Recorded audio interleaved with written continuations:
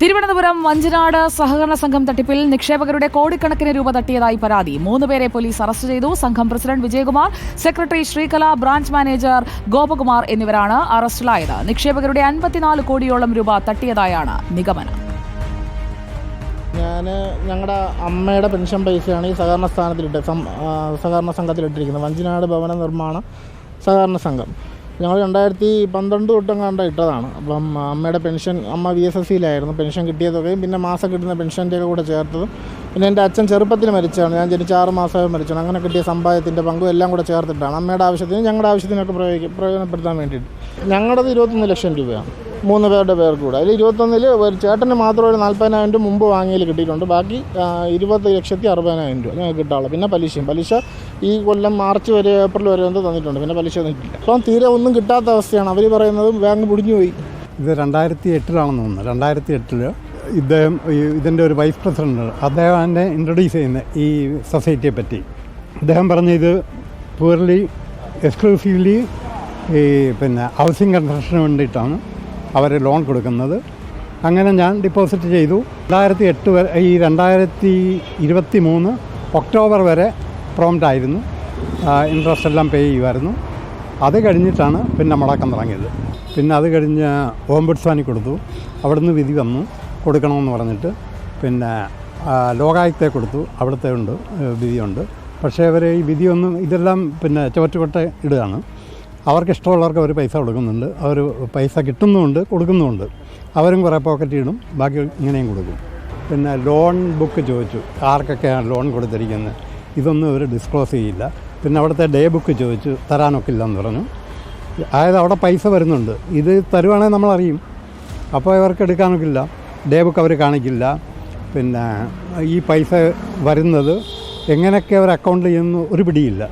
അതായത് നീതിക്ക് നിരക്കാത്ത എല്ലാ രീതികളും അവിടെ പിന്തുടർന്നുകൊണ്ടിരുന്നു. അതുകൊണ്ടാണ് ഈ ഒരു സ്ഥിതി വന്നത്. സുനിഷ അയലൂർ ചേരുന്നു നമുക്കൊപ്പം. സുനിഷ അയലൂർ, വഞ്ചിനാട് സഹകരണ സംഘത്തിൽ വഴിവിട്ട ഇടപാടുകളും തട്ടിപ്പും ഉണ്ടായിരുന്നു എന്നുള്ളത് വ്യക്തമല്ലേ?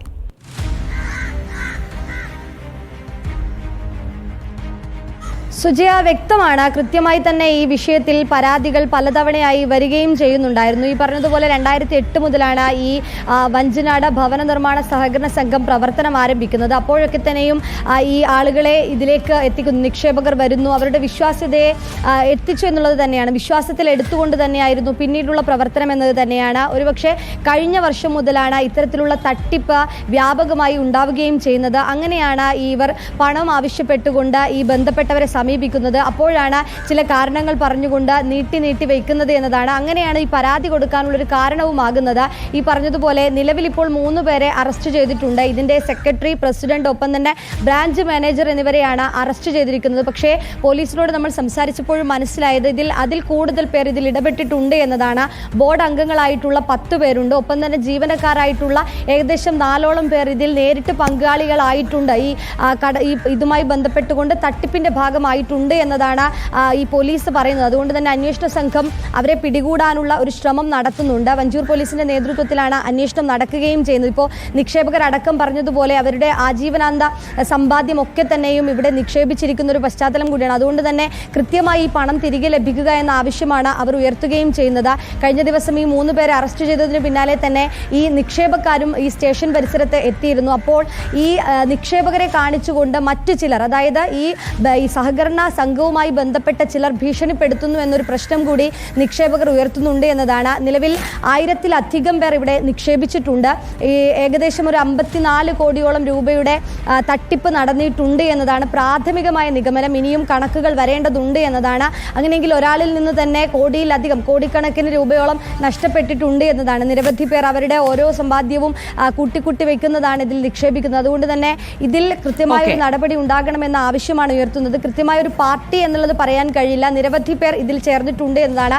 സെക്രട്ടറി BJP അനുഭാവിയാണെങ്കിൽ CPM അനുഭാവിയായ ഒരാളാണ് പ്രസിഡന്റായി നിൽക്കുന്നത്. അതുകൊണ്ട് അങ്ങനെ ഒരു പ്രത്യേക പാർട്ടിയുടെ നേതൃത്വത്തിലുള്ള സഹകരണ സംഘം എന്ന് പറയാൻ കഴിയില്ല. എല്ലാവരും കൂടി ചേർന്നതാണ് എന്നൊരു കാര്യം കൂടിയുണ്ട്. സഹകരണത്തോടെയുള്ള ഒരു തട്ടിപ്പ് സംഘമാണ് അവിടെയുള്ളത് എന്ന് വേണം മനസ്സിലാക്കാൻ. സുനിഷ അയലൂരാണ് വിവരങ്ങൾ നൽകിയത്.